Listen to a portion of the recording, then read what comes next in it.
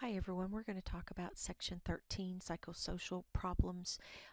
If you have looked at the PowerPoint ahead of time, there's a very limited number of slides. There's only about 23 slides, and we're going to do an overview of all the different chapters, and then there's going to be certain sections that I'm going to encourage you to do more in-depth reading.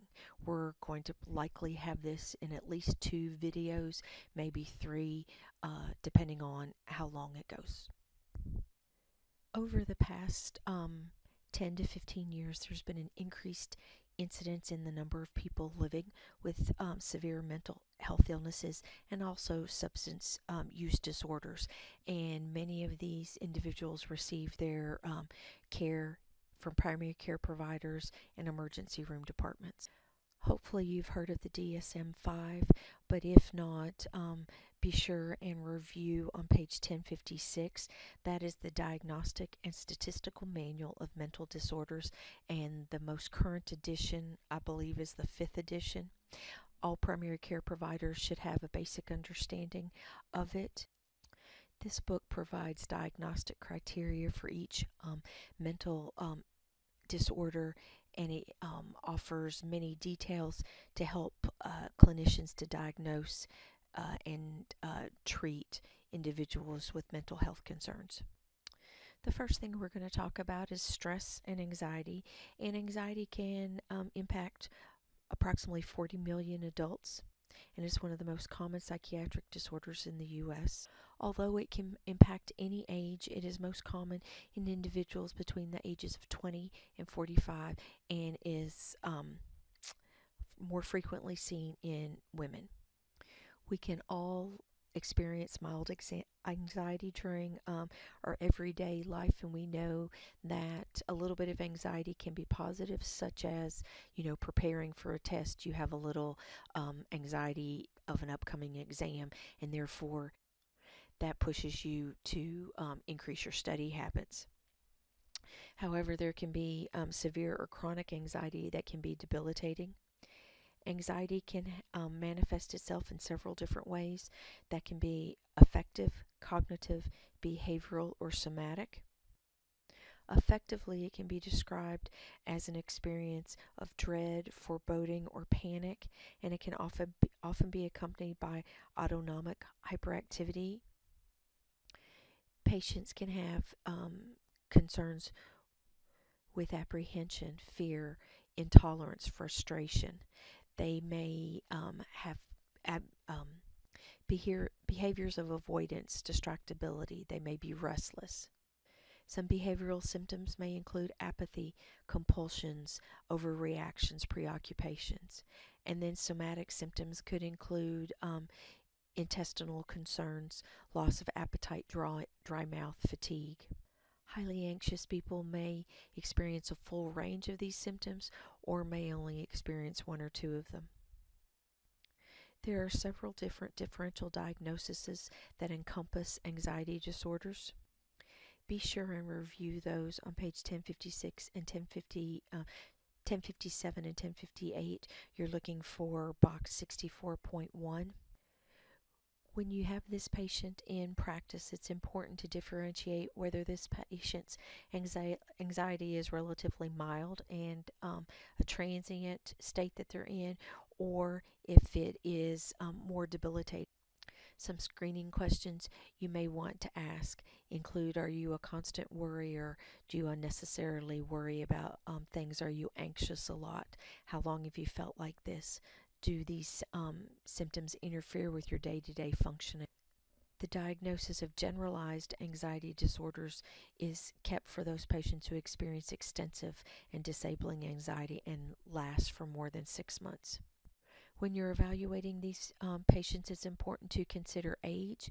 Young and middle-aged patients are more likely to have a true anxiety disorder, whereas your older patient may likely have an underlying physiological concern, such as vascular dementia. So anytime that you have a patient that presents with anxiety type symptoms, it's important to rule out that there is not a physical component. You would need to consider getting an EKG, doing a drug screen, maybe a thyroid profile, especially if there's been any weight loss noted. Next, let's talk about a depressed mood. And as the slide here states, the hallmarks of major depression include sadness and apathy. Society often uses the term depression to describe a variety of negative emotional experiences that can range from sadness to disinterest in things that you used to enjoy to self-hate. Some other symptoms that you may see in primary care include fatigue, loss of appetite, and change in sleep. There's many different screening tools in the book on page 1058 and 1059. They're found on table 64.1 that I encourage you to look at as they may be helpful to you in practice as you're trying to narrow down diagnoses of certain individuals that you may see. If you have a patient that presents with concerns for depression, it's important to address if there's any psychological pain or any suffering that is going on.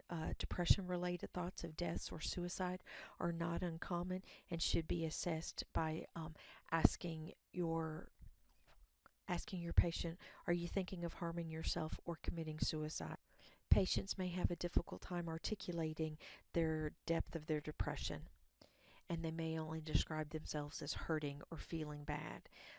In 2016, the U.S. Preventative Task Force recommended that screening should be done for depression in the general adult population, and that should include pregnant and postpartum women. Other chapters in this section, in this unit, will go over different screening tools for that.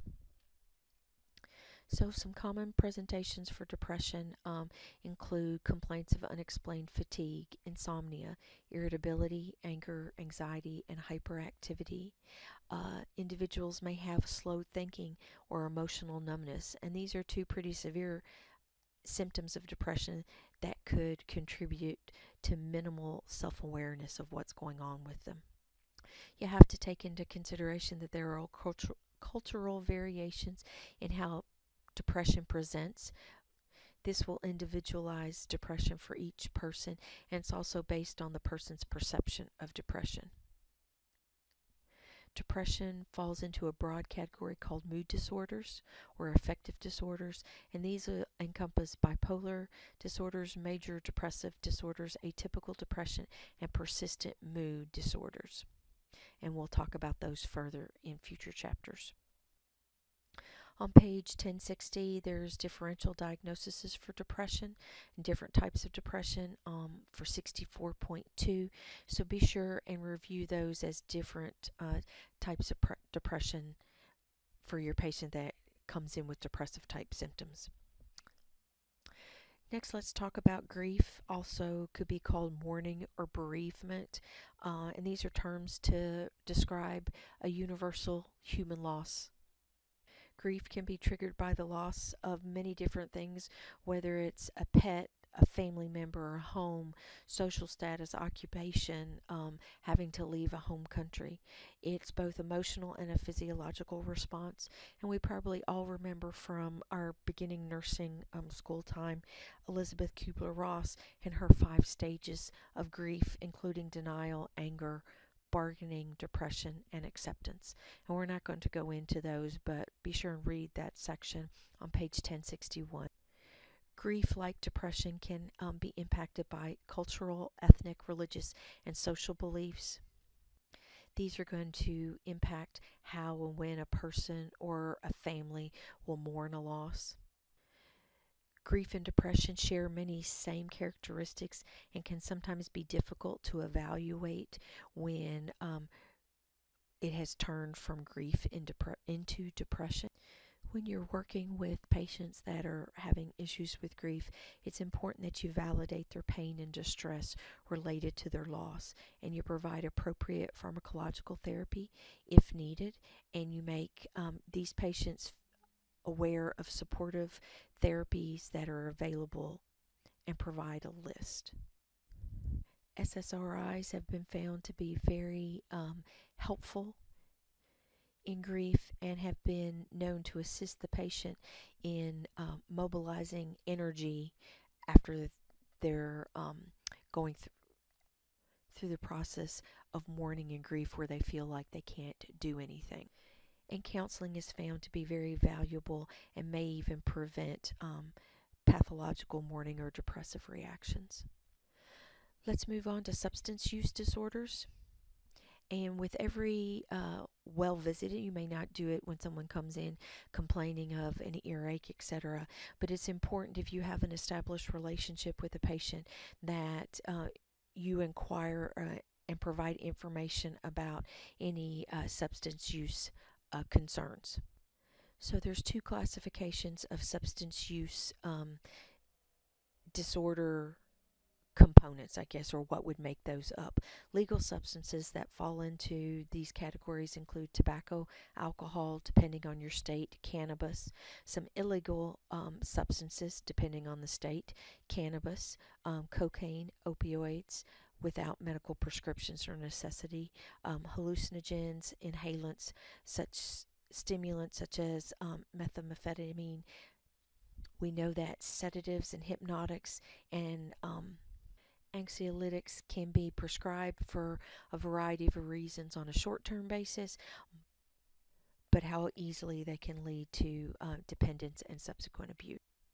So if you are reviewing in the DSM-5, behavioral addiction for gambling has been included as a substance use disorder, and there's also been some conversation about including internet shopping, but that has not been included in yet. Substance abuse disorders have been considered chronic and relapsing despite the significant negative consequences that happen if the behavior continues. Part of it is now it's recognized that dopamine plays a vital role in this process, and therefore certain medications have been developed to target these areas of the brain. Targeted treatments, often referred to as medically assisted treatments or the MATs, are in place for tobacco, alcohol, and opioid use. In the differential diagnosis section on page 1062, be sure and review this. Substance use for some individuals recreational and does not cause impairment or distress. I'm not saying that there is not an issue, but it's important to recognize what level of substance use an individual has, so therefore then you can help assist with how it's going to be managed and if treatment options are needed. Next, we're going to talk briefly about intimate partner violence, and it's defined as a pattern of assaultive behavior that inflicts injury, and a physical injury, psychological abuse, or sexual assault. It can also include progressive social isolation, stalking, deprivation, intimidation, and threats. And it's usually with someone who has wanted to be or has been in or wishes to be in an intimate relationship with an adult or an adolescent, and it's aiming at taking control over another partner. Typical victims include either a child, a woman, or an elderly person, and in the case of partner abuse, the perpetrator is often male. With children, a parent or another trusted adult, or if there was an adult child or another caregiver in the case of elder abuse. It's important to be aware of intimate partner violence signs and symptoms, because it's difficult often that the victim and the abuser conspire not to have someone know what's going on. If the partner is present, they may be very suspicious. They may not allow you to ask direct questions of the other person, or they may answer the questions. On page 1063, be sure and review box 64.1 and be aware of preventative measures to help with intimate partner violence and things that you might be able to incorporate into your visit if you were concerned about this with a patient. The task force recommends routine screenings for all women of childbearing age at initial visits and periodically. And it's important that before you have these conversations to preface your questioning with a non-threatening explanation, such as, I ask all my patients these questions because these problems affect many people's health. You want your patient to feel comfortable to be able to open up to you if necessary. Also, if there is intimate partner violence, you need to be aware of what the local laws are for referring and reporting. Okay, we're moving on to chapter 65, and that's on page 1068, and we're going to be talking more specifically about substance use disorders. And as we talked about in the DSM-5, there's addiction has been replaced with substance use disorders. And this is a triad of behaviors that include behavioral, psychological, and cognitive symptoms. There are many terms that are associated with this condition that's important to understand. So the first one is an intoxication, and that occurs soon after consuming an agent. This process is considered reversible as the substance effects will wear off and the patient or the individual will return to baseline. Substance withdrawal is characterized by the functional impairment related to stopping or the reduction of a substance. And with this, you can have a psychological, a cognitive, or even behavioral symptoms. Use is defined as the sporadic or intermittent use of alcohol or drugs with no adverse consequences. And abuse is the use of drugs or alcohol that causes some form of adverse consequence.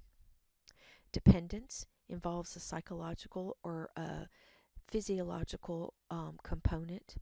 Physical dependence refers to the physiological effects of withdrawal from a rapid dose reduction or abrupt stopping.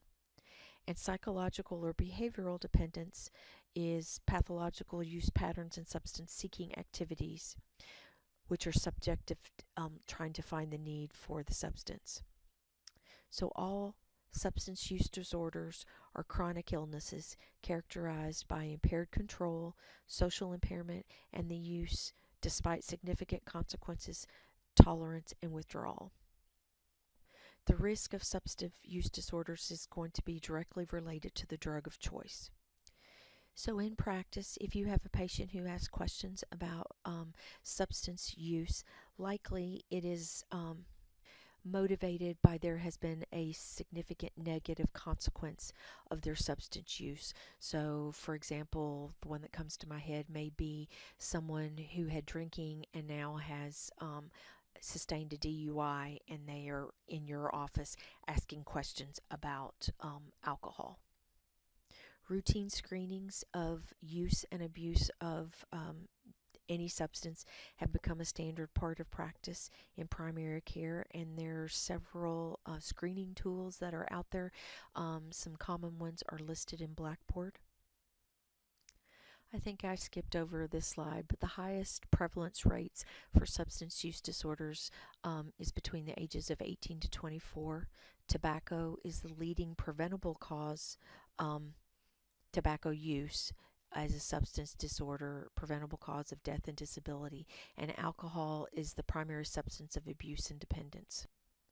Starting on page 1072, I encourage you to read the differential diagnoses.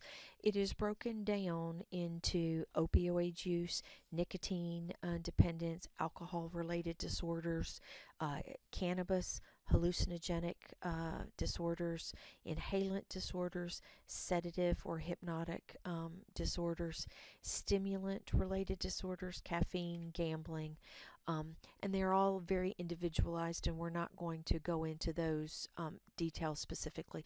So be sure and review that. Management, our first goal is to restore the physical, psychological, and social well-being of our patient. There are several ways that we can do this. That can be from a brief advice, providing printed information, brief intervention, professional interventions, peer interventions, and referrals to treatment and or self-help groups. It's important to